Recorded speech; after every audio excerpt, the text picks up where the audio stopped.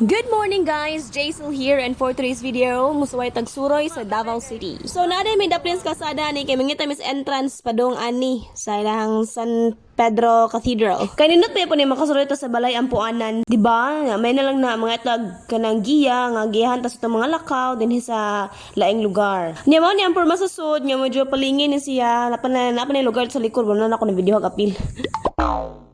Unja pag humana mong ampo dito, nalakaw na pud mi, kay humikibog asa mi padung ani. Pero ang among tumong jud kay to Miss People's Park, Davao.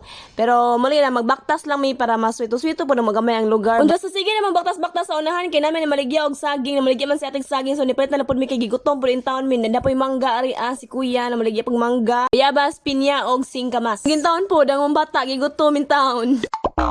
Unja pag humana magkaon, nagbaktas sa pud may kaingon to si kuya nga namaligya mangga nara daw sa unahan ng entrance sa People's Park Davao. Unja kay kanang mami mas sweeto, so mo ditso na lang pud mi og lakaw, bahalag asa mi kadong. Pero hantod nga naabot na gud mi sa lugar sa People's Park. Unja mao nang entrance diri lahi ang female lahi ang male, so daghan mga bawal diri stricto pud diri napita, bawal magdala og kanang liquid, bawal magdala tubig. Ingan mo la ganit pud kay mami gadalag tubig kay na, so mabilin jud taon diri. And syempre libre gyud siya kay park pud ni. Og mao pud ni mga park rules and regulations nila, so basaharan ni da. Og so mao na to ni sud na mi ani, so ani mi magi entrance and lahi po na nga tong gawsan na ning exit. Og tara isulod mo diri sa People's Park Davao. Let's go.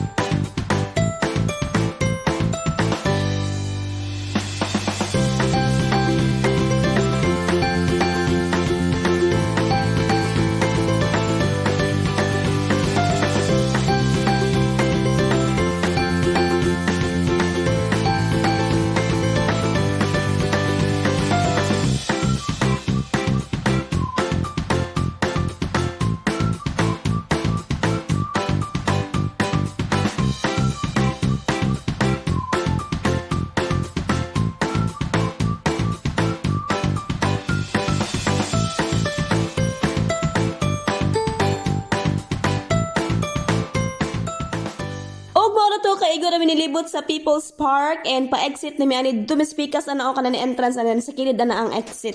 So pag humana mong People's Park padung na pud mi sa bangkerohan kay mopalit mi og durian kay motilaw mi sa original durian sa Davao. Syempre. So kani akong kauban na kig cheers pa in town pod kay kaon lagi niyo. Timanhiman kay usara day kalisoy kaon. And actually first time pod ako ni kaon og durian niya lami ra gyud siya dai kaayo oy. Murag mawala ra yang baho ba. Sige ni mong kaon mahimo rin siyang humot. Promise. Unyang ending, ako rin nakahurot sa tibuok. Unya mao ni mga durian nila diri nga perting daghana naka-display. Hindi pa na ako madaog kaon ni tanan oy.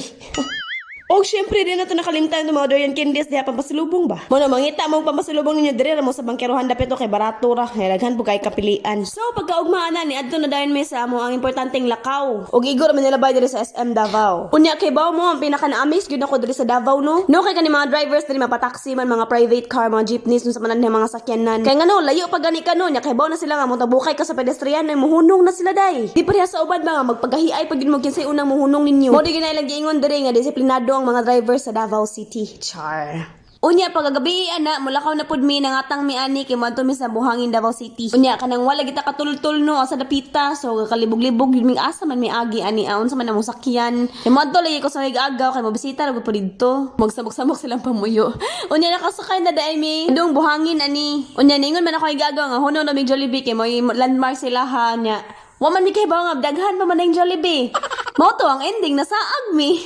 Unya mo na din to pagabuntag nas mauro diri nagduwa-duwa. Unya mo to pag humana magsur-sure do la ate gipahatod mi niya dito sa sakayan. Maong salamat kay te. Wala na kami nagdugay kay muli pa yung town mi. Unya nagsakay na ni Migvan na niya kay mo adto na pud mi og Tagum City kay matudbo ko sa ko isa kay agaw na ho nga taga Tagum. Kag pinasidya pa puslan magnabot mong Davao City bisita pud mo diri Tagum uy. Mo to na diretso lang pud mi kay 1 hour man kuno ang biyahe buhangin Tagum City. Unya so wala paglangay naabot na dahil mig Tagum City og ikuha na mi niya sihang private car.